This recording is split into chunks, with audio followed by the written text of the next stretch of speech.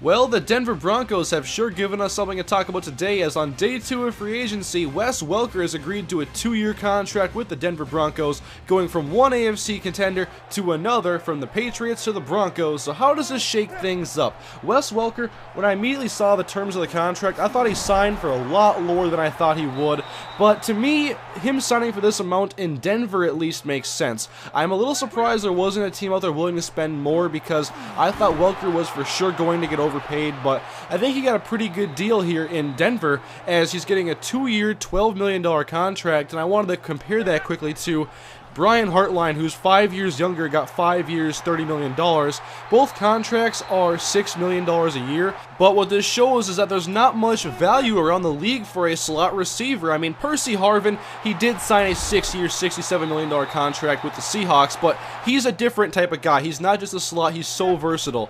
But when you look at Wes Welker, he's a slot guy that can return punts, and he's very good at what he does. He's caught 100 passes in all but one season with New England, and he's a guy that's just very productive. And I'm not going to say that he's a product of Belichick's system. He just thrives in his role. He was in the right spot in New England. They threw him the ball like for a 2-yard pass, and he ran with it for another 6 yards, and it was an 8-yard pass.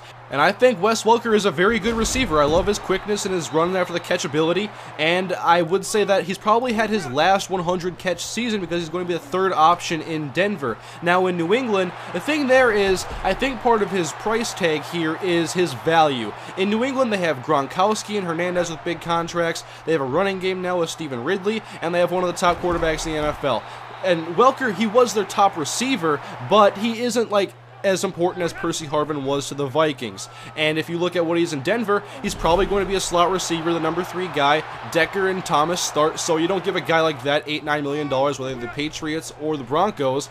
The only way I could have seen Welker making $9-10 million was if there was a desperate team that wanted to sign him, and apparently there wasn't a market for that from Minnesota, or the Texans needed a receiver, they didn't want to get him.